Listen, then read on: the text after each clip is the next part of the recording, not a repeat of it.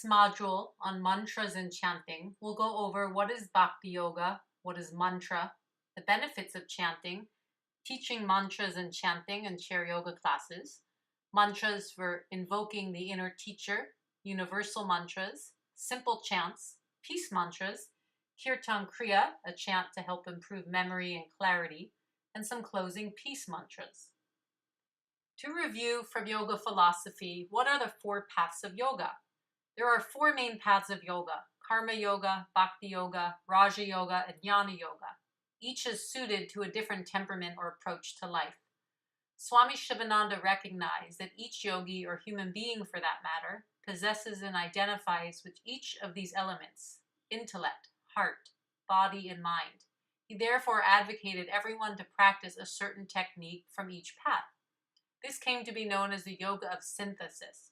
He also taught that in accordance with individual temperament and taste, one can emphasize the practice of certain yogas over others. This is from shivanandayoga.org, the main Shivananda yoga ashrams. There are many paths to yoga.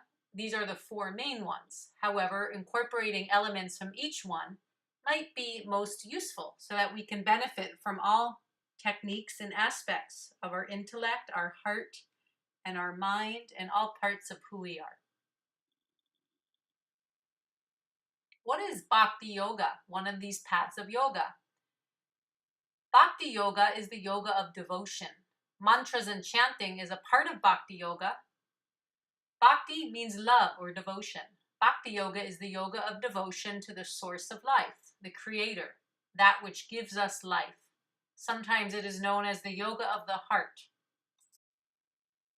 Part of bhakti yoga is kirtan, yoga chanting or devotional singing. It often used to be Sanskrit or Gurmukhi mantras, or in the Sikh tradition as well, there were other mantras. The Sufis also chant in different languages, often in call and response. In modern day, kirtan is often incorporated with English words or translations. Different genres of music have been incorporated in more recent years to the old traditional yoga chanting. Traditional yoga chanting, however, was more so call and response chanting with instruments or without. What is japa? Japa is the Sanskrit word for a meditative repetition of the mantra or a divine name. From Wikipedia, they mention that it was a practice found in Buddhism, Hinduism, Jainism, and Sikhism. The mantra or name may be spoken softly, enough for the practitioner to hear only, or it may be spoken with the reciter's mind. Japa may be performed while sitting in a meditative posture, while performing other activities, or as a formal worship in group settings.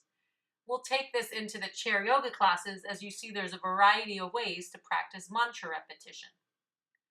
What does the word mantra mean?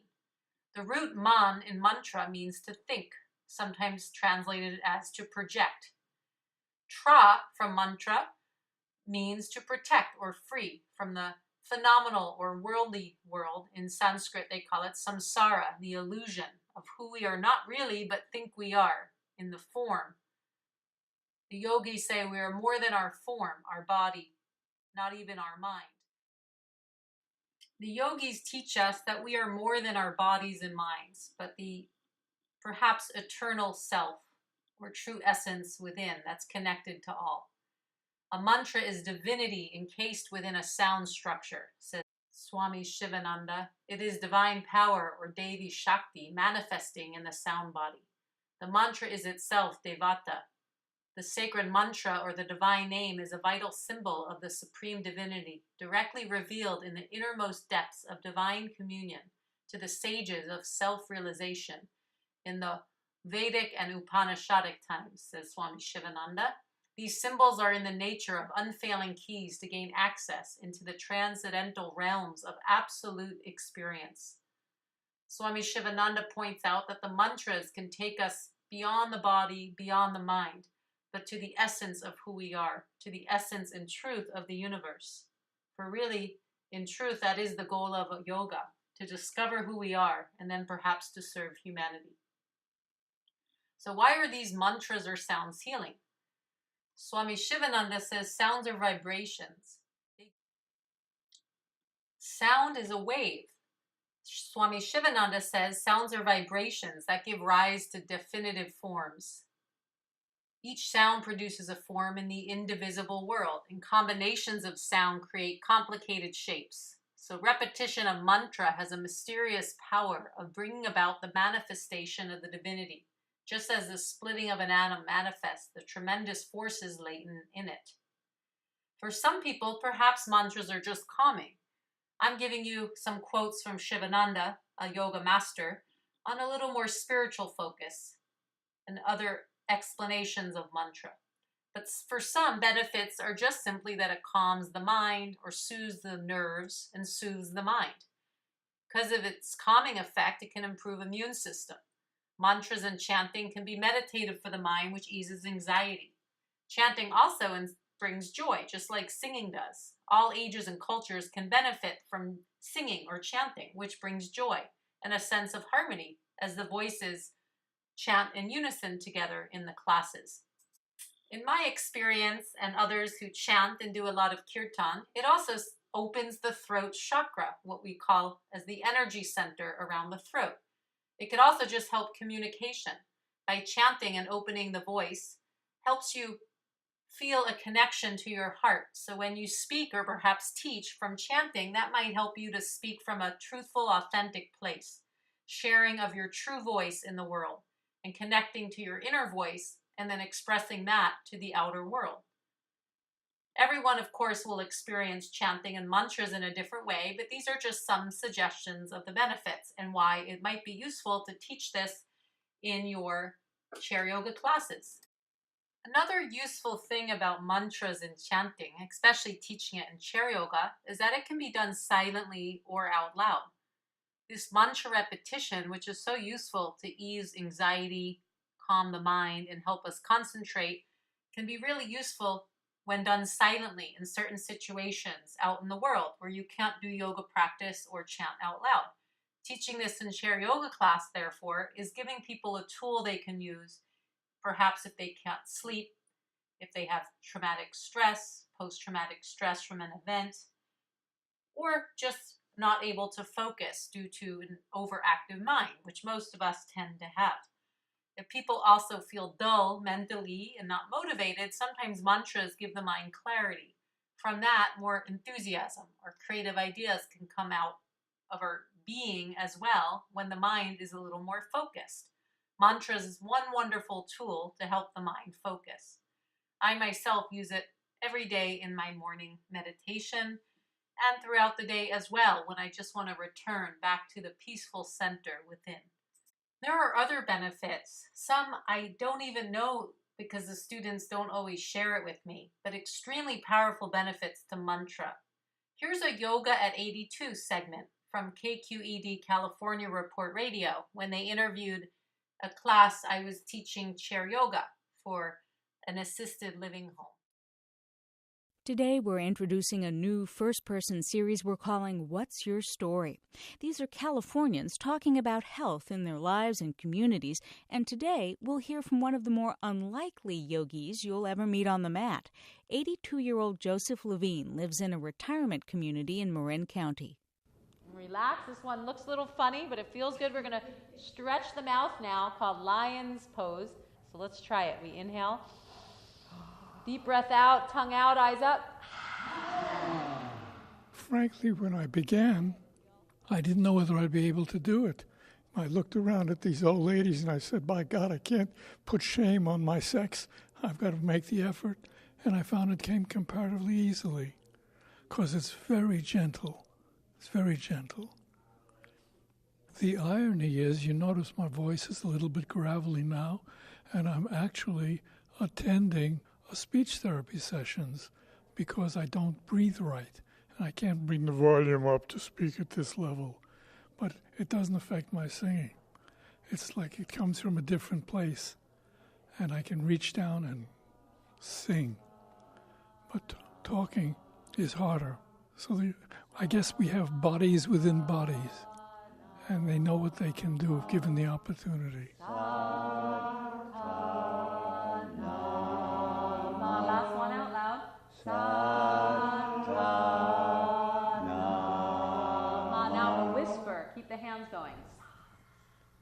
I am drawing on resources within me that I don't produce outside of this setting. And then there's an element of joy when I can bring my voice and reach, fly. And when I'm through with the entire session, there is a certain peacefulness. Of course, lunch is coming. That always thrills me. If you want to teach chanting and mantras in your chair yoga classes, let's point out a few things in this module. First thing, in certain settings outside of ashrams or yoga studios, such as hospitals, senior homes, health clubs, etc., that's a little bit more mainstream, where you're bringing yoga into a setting that wasn't traditionally a place where people would practice yoga. Using the mantra and chanting may be more useful if you approach it in a way with some basic understanding and explain to the students what the universal mantras mean. Perhaps start basic. In the beginning or end of class, perhaps chant peace, or shanti in Sanskrit, or shalom in Hebrew, or om, the universal mantra. If you give the chant sheets out, which I sometimes make for students and make them in larger print for chair yoga for seniors groups who may be a bit hard to see, I note both the English and the Sanskrit or Gurmukhi so they can see it and then choose if it resonates for them to chant. If you as a yoga teacher or soon-to-be chair yoga teacher plays an instrument such as guitar or harmonium, you may want to bring that to class. One of the chair yoga students in my teacher training is a singer and plays harmonium. I gave her one of my weekly classes when I moved at a senior center. It's actually a assisted living home. And she would bring her harmonium to every class and chant Om and some mantras. The seniors in the assisted living home loved it and appreciated it so much. It was a heavy harmonium, and she made a lot of effort for a few years to carry that into class, but it was greatly appreciated. What a wonderful way to start a yoga practice.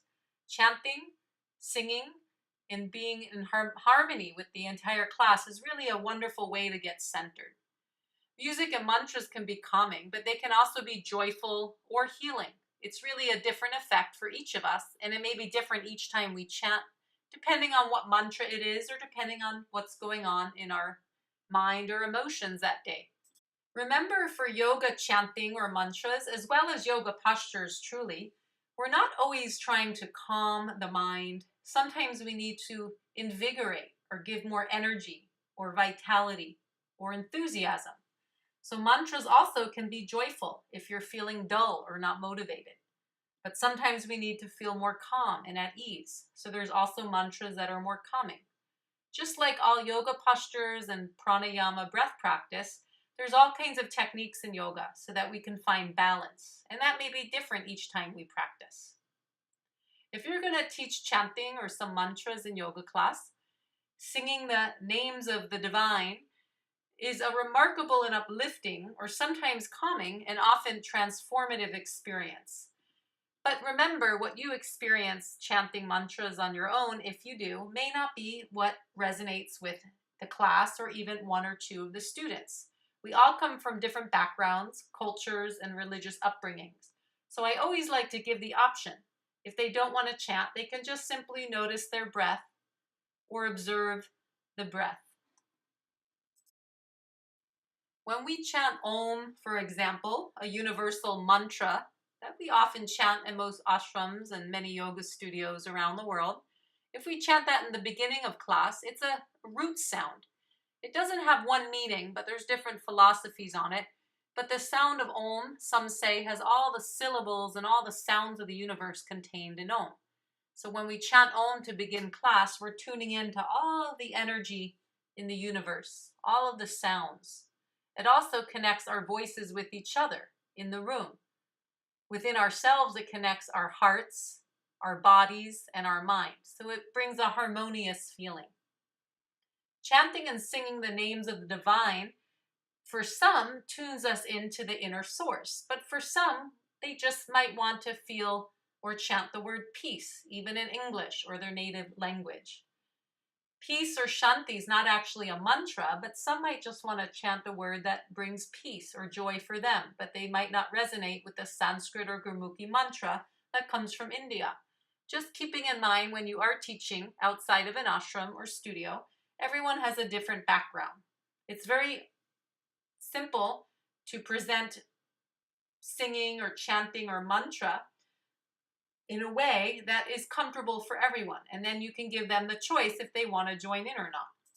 When you chant mantras or kirtan, or perhaps an English positive word or affirmation, you can do this sitting on the ground in a cross-legged seat, but in chair yoga classes, we'll be in a chair. If someone is sick or ill, they also can chant either out loud or silently, even in a bed or in a hospital bed. Chanting and mantras can give you inner peace and joy wherever you are. Some other teaching tips for chanting and chair yoga classes is when you are chanting mantras in a class as an instructor, it's helpful to give the students first the explanation of what they'll be chanting. So give a translation in English if you're teaching in English or the language you'll be teaching in. I like to always give a translation in the native tongue of the class I'm teaching before I repeat the mantra in Sanskrit or Gurmukhi and before I chant it. That way, I can suggest that those who prefer not to chant, as I mentioned before, can just listen or observe the chant or just observe the breath. Some might want to repeat the mantra silently or mental repetition, but they're not comfortable to chant in a group for various reasons. Maybe when they were younger, someone told them their voice wasn't good, or they're not comfortable chanting perhaps in front of coworkers or friends if they're in a class with people they know. Some might want to chant only out loud at home, so I like to give the option. Some may not want to chant at all. Just knowing that presents it in a way that makes it comfortable for everyone to participate if they want. Again, understanding that all religions or cultures come from different places, and some have their own mantras or chants or prayers, and some do not. So I like to always give that freedom so that nobody feels obligated to chant or like they're not participating in yoga if they don't want to do a mantra that might come from India or yogic tradition. This may seem very obvious, but I've been teaching for so many years in companies and assisted living homes, even hospitals, and I've encountered experiences where students have shared that due to their religion, whether they're Muslim or Catholic, that not everyone always felt comfortable with the chants. Although I explain it in a way that's universal meaning, and I choose not to really chant too much deity-based words or mantras, still even the universal explanation or peace chants, not everyone's comfortable. And some students have expressed it. Although the majority of students do enjoy chanting, some will choose not to. So just like to give the option. You can be also appropriate for the setting you're teaching. If you're teaching in a temple, for example, like I teach chair yoga at some temples or at the Jewish Community Center of San Francisco. So sometimes I like to chant shalom or shalom, which happens to have om in it, just to connect with the environment I'm teaching in. Shalom from the Hebrew word peace. So it actually fits quite well, and om happens to be in it also. You can just be very simple when teaching mantra, just chanting the beginning 1 or maybe 3 ohms with the class to help tune the mind in to their innermost self to begin the practice and to help center the mind and calm the mind. You don't have to give a lengthy explanation, and if the students start coming week to week, they'll understand the universal meaning if you've explained it, and they'll know they can choose to chant or not. In general, chanting as a class brings a feeling of unity and harmony with all, not just within themselves, but with the group, and perhaps with all beings in the universe. I find chanting is very useful for assisted living home classes and for those with dementia and Alzheimer's. Sometimes with people with dementia or Alzheimer's at certain stages, they're not always having the brain-body connection to practice all of the postures with the group, but sometimes they like to join in and start to awaken a bit with the sounds, the healing sounds or mantras. I've seen some students at different Alzheimer's and dementia homes not participate in many yoga postures throughout the class, but at the end when we chant, they light up and start joining in or tapping their feet. Really, music is a universal language and it is healing, whether it's yogic Sanskrit mantras, Gurmukhi mantras, or even an English phrase like peace. It tends to bring, as I mentioned, either a sense of joy or peace for most people. If you don't feel comfortable chanting to a group, perhaps you're uncomfortable with your voice, you also can play mantras from different kirtan singers or from an audio recording. You can play it while you chant, or you can play it in the background, perhaps softly throughout the class. Teaching Kirtan Kriya from Kundalini Yoga is a meditation with a chant that brings clarity, improves memory, and is calming.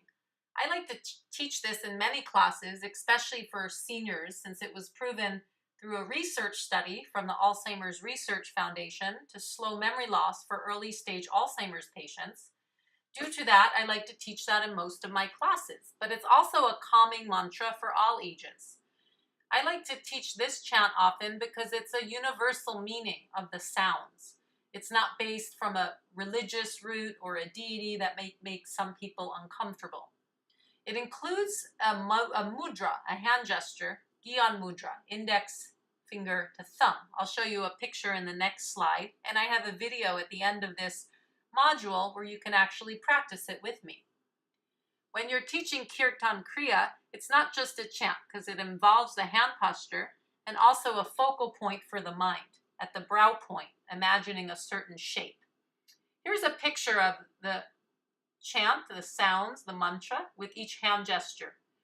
It goes sa ta na ma, sa ta na ma. Thumb the first finger for the sound sa, thumb the middle finger for the sound ta, the thumb the ring finger for the sound na, the thumb the pinky for the sound ma. Then you go back to first finger and repeat. The Kirtan Kriya and the research study that showed it helped memory loss was the full Kirtan Kriya as taught by Yogi Bhajan from Kundalini Yoga. Although this is an ancient meditation and practice, the research study that was done more recently and published in the Alzheimer's Journal of Medicine, done by Dr. Dharma Khalsa Singh, that's listed here on the website. It's the Alzheimer's Foundation, but their website is alzheimersprevention.org. They did the study based on 12 minutes, 2 minutes of out loud, 2 minutes of the chant in a whisper, 4 minutes silent, double the time, and then back to whisper 2 minutes, and then out loud 2 minutes. I have a video at the end of this module that's a 3-minute version that I found very practical to teach at assisted living homes. I've worked a bit with the Alzheimer's Foundation and let them know how I'm adapting this for chair yoga classes, and that about a 2 or 3 minute version seems useful. Although their study was 12 minutes and any class can build up to that, for groups that might be new to yoga or meditation or chanting, or groups that have dementia or Alzheimer's in say a 45-minute or hour class, sometimes I feel a 3-minute version is quite useful versus 12 minutes. But if your group or you are able to chant the whole 12 minutes, you can try that as well. I like to point out to my classes that the research study proves this can help memory, but in some settings I don't mention that. I just call it a chant for clarity, which it does help to clear the mind, bring mental concentration or calm. Some mantras bring joy. Here's a picture. I was at a Kundalini Yoga festival and my arms are up in one of their exercises and meditations, and I was feeling very joyful, opening the heart. Not all mantras and chants are calming. Remember, as I mentioned, like all yoga techniques, some can be a little more invigorating or bringing motivation or vibrant energy. You can practice different mantras or chants based on your needs or the group's needs. The best way to know it is by chanting or doing mantras on your own, silently or before your meditation, or perhaps playing some mantra music in the background before you go teach class and feel the effects in your own life. I will say this many times throughout the training, whether it's yoga postures, meditation, in this module, chanting or mantra or relaxation, teaching happens from you practicing, from experiencing it on your own and knowing the benefits. From that, you can share it, which is really teaching yoga. You're basically sharing the techniques that might be improving and enhancing your life and bringing more peace. Without a strong practice or a daily practice, or we're not always perfect, but a practice that's somewhat consistent, it's very hard to then share yoga techniques with others. So start your practice today. If you haven't been practicing regularly or new to yoga, that's fine. I provide many videos, numerous videos to start practicing every day. Chair yoga, short segments, long segments, chanting, meditation, relaxation. You can do just that itself at night. I have 20 and 30-minute guided relaxations. So many options.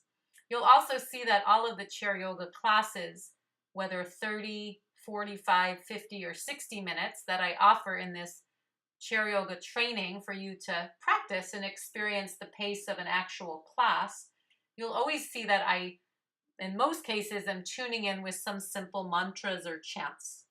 In some settings, perhaps I'm centering with breath instead of mantra, but in most of the practices, you'll see how I use a simple explanation for Om, or the word peace, or close with namaste, which that is not a mantra in itself, but sometimes just connecting to the meaning of namaste if you're not going to chant is also useful. You'll see in the class videos when you practice how I incorporate this and make it very comfortable for everyone, no matter what culture or if you're new to yoga, for everyone to be able to tune into their inner voice and their outer voice with the healing sounds, the mantras, or the kirtan. In India, in Amritsar, in the Punjab area, the Golden Temple is a place where the Sikh Guru, Guru Ramdas, set up this holy temple in 1577, and they play chants 24 hours a day. I'm going to play for you some chants from a video I took when I traveled there in 2016. It's quite an incredible experience, and it's beyond words. The mantras reverberate not only through your mind and your ears, but through the holy water that some believe is holy as well. The vibration of the sound carries like a wave through water, through the air, through your mind. It's an unbelievable experience that's, again, beyond words. So I'd like to play just a short segment so you can hear what the mantras sound like at Golden Temple, chanting the holy names and divine scriptures.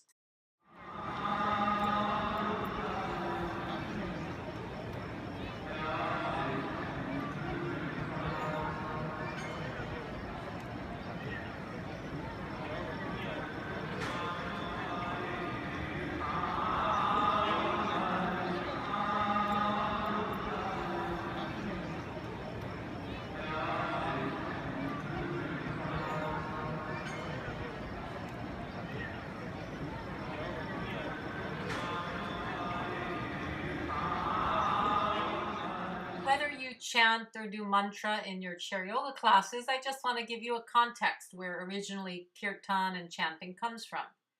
Here's another video that I took in Varanasi, India, when I traveled there with my father, which is on the Ganges River and known as a holy city. Here is the ceremony in the evening called Arati, where they honor the time of dusk and the light with some mantras. You can have a listen, just a short video, just to hear and feel the context of India and where chanting was practiced throughout the day, not just in a formal class setting as we may teach in a chair yoga class.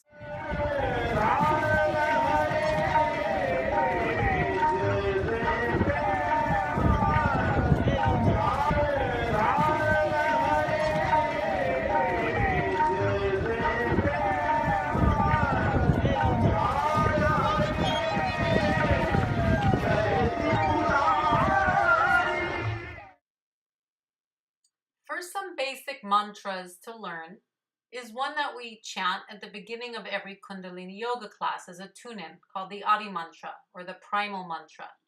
We chant usually 3 times Om Namo Gurudev Namo, which is from Gurmukhi, not Sanskrit, from Punjab area of India where the Golden Temple was.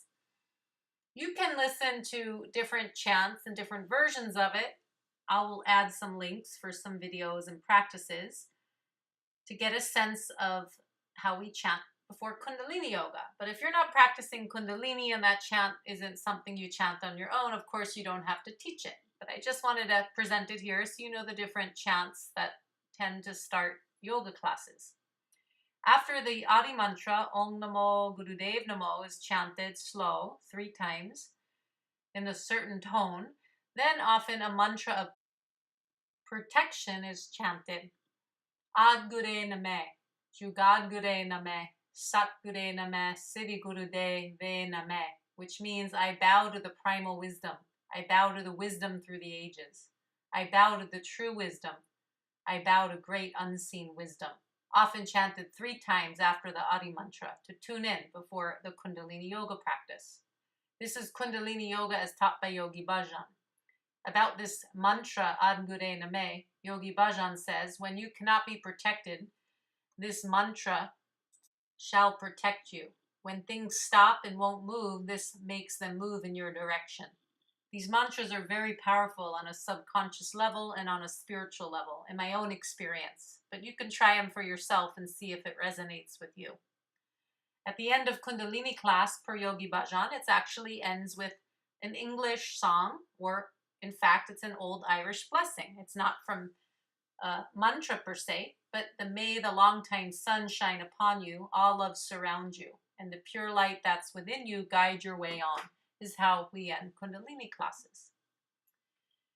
For Sanskrit mantras, which is most of the Hatha Yoga traditions, which is primarily the majority of the techniques in this training course, there's a nice tune-in mantra that's quite ancient to tune into the own inner teacher, your own inner wisdom. I'll chant it now, and I might not have the exact perfect Sanskrit, and you don't have to either with the exact accent, but the intention is also important. This mantra means the Guru is auspiciousness, united in truth, knowledge, and bliss. Salutations to the one beyond the worlds, peaceful, independent, and radiant. That's a translation from the Integral Yoga Ashrams. A definition of Guru is that which brings us from darkness to the light. It could be an external teacher, but it could also, and really truly, is the intuitive and divine wisdom, the inner knowing within you. I'll chant the mantra now so you can hear it.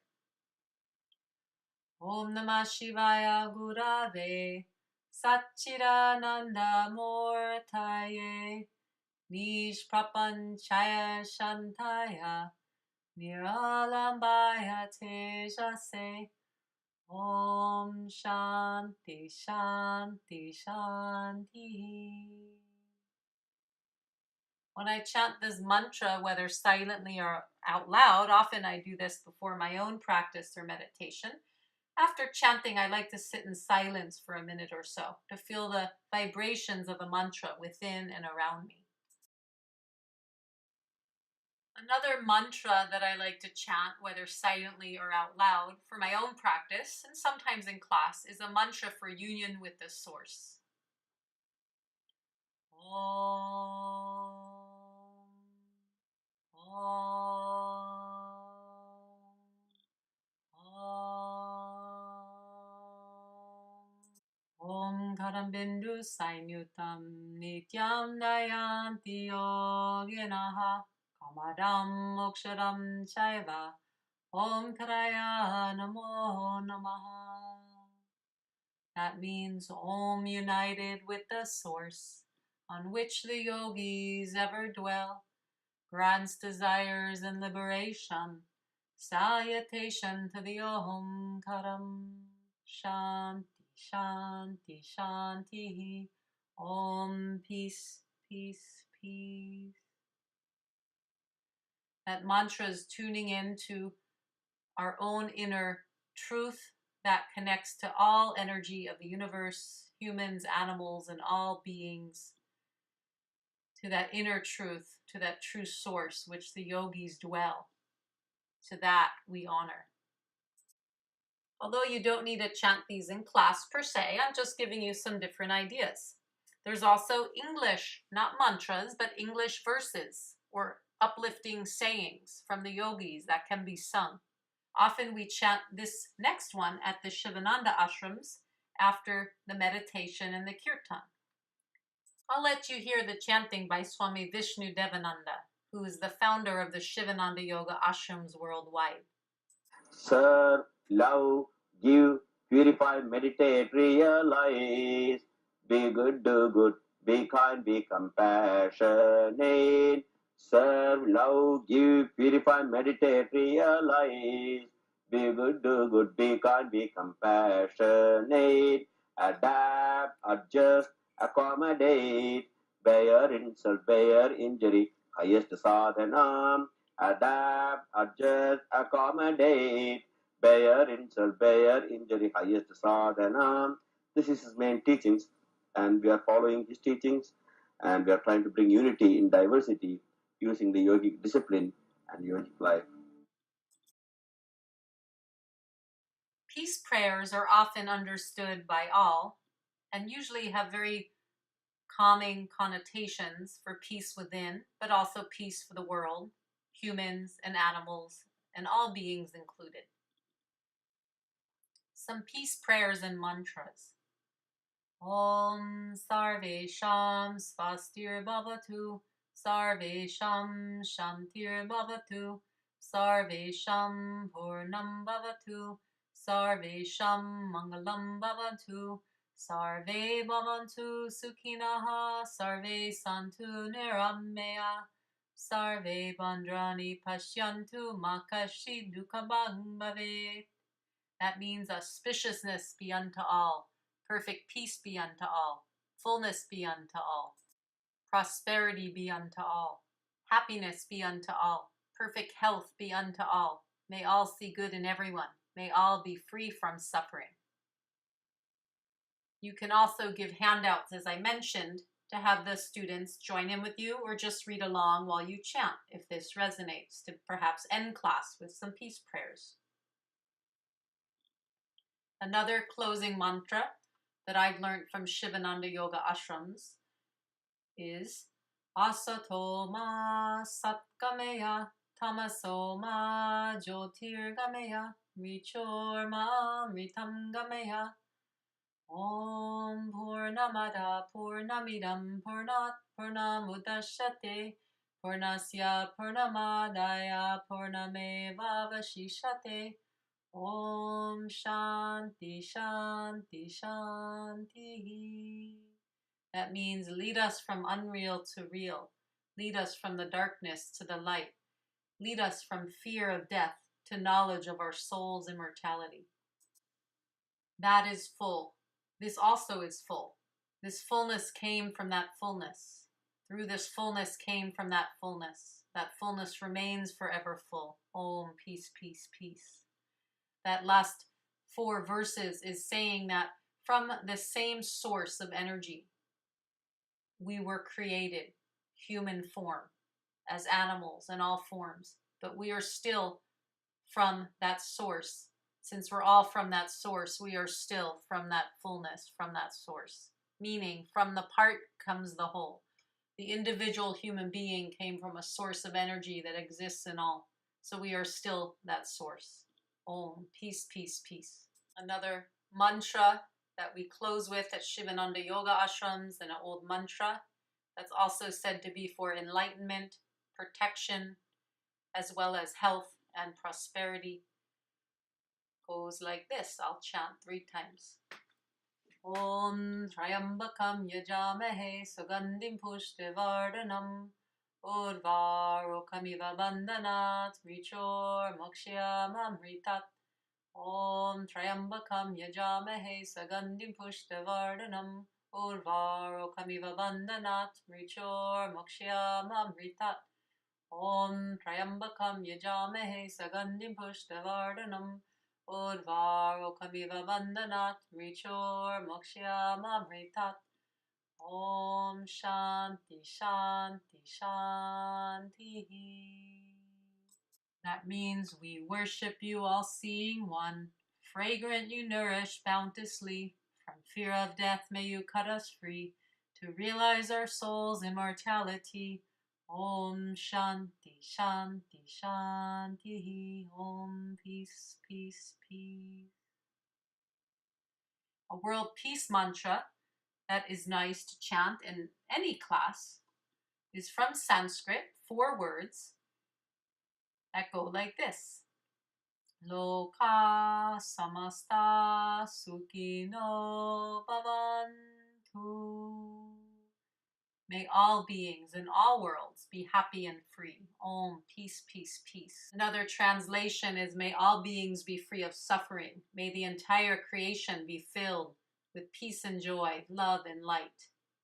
Om, peace, Shanti, Shanti, peace. You don't need to be an expert in the accents of Sanskrit or any of the chants, as I am not myself, but you can practice on your own and do your best and perhaps give a handout. And I think people will get much benefit from chanting these mantras. I know I have benefits that go way beyond even the physical yoga postures and sometimes even beyond meditation. These can be used in meditation. They can be used in times of crisis or stress. And they're a wonderful tool, not just to teach during the chair yoga class, but to give truly people a tool for their own stress management, peace of mind, well-being, and perhaps connection to their spiritual sides or self, and whatever that would mean to them. So now enjoy some videos of a simple 3-minute Shanti peace chant. Here you'll see in the video I'll be practicing in a chair as you would teach in a chair yoga class. This could be a way you center the class to chant in the beginning or to close the class in the end.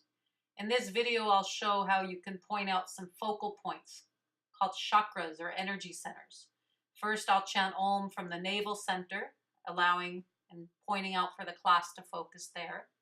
Then from the heart center, and then from the brow point. Each has a different benefit. The navel center as a focus can make you feel centered, grounded, connected to the earth. Focusing at the heart can bring you emotional connection to your true self, to your emotional nature, and perhaps evoke feelings of love or devotion. Focusing at the brow point can help expand and increase your intuition, your creativity, and your meditative energy and ability to focus. So enjoy these brief chants. After that will be Kirtan Kriya, the memory chant I mentioned earlier from Kundalini Yoga. Enjoy your practice, and all of the chair yoga class videos that you will practice will also have centering, and most have chants as well, so you'll get more practice also.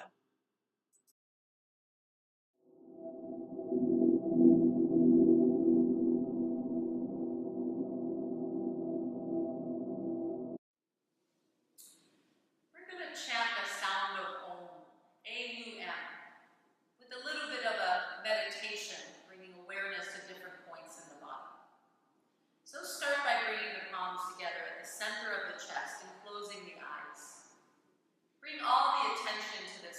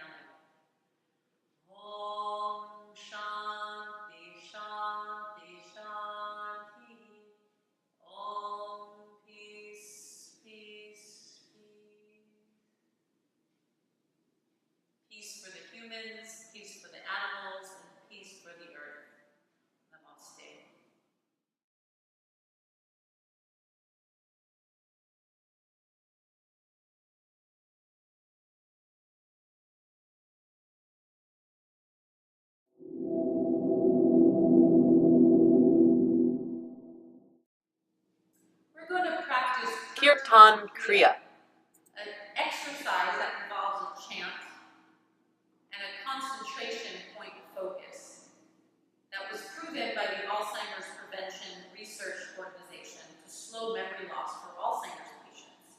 We'll try an abbreviated version, a little shorter than the study they did, but it's useful to practice all the time to help improve your memory, help your mind feel more relaxed and think clear.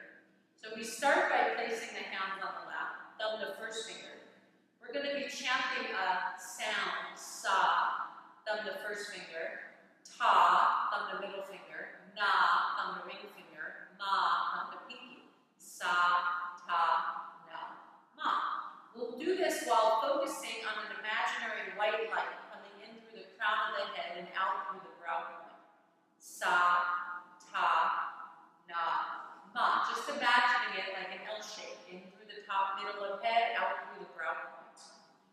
We'll do this out loud 6 times, and then in a whisper 6 times, then silent 12 times, back to a whisper 6 times, and out loud 6 times. So begin by sitting tall and close your eyes. Thumb to first finger, take a slow breath in. Long breath out. And begin. Sa, ta, na, ma. Sa, ta, na, ma. Sa, ta, na, ma. Sa, ta, na, ma. Sa, ta, na, ma. Sa, ta, na, ma.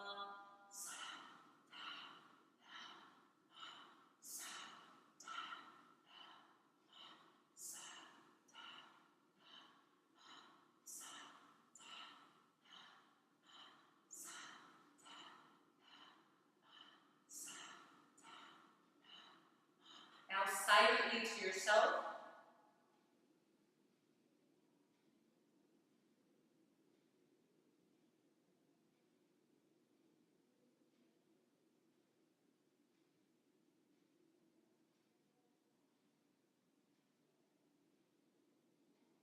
keep the hand movements going, keep visualizing the white light in through the crown, out through the brow point.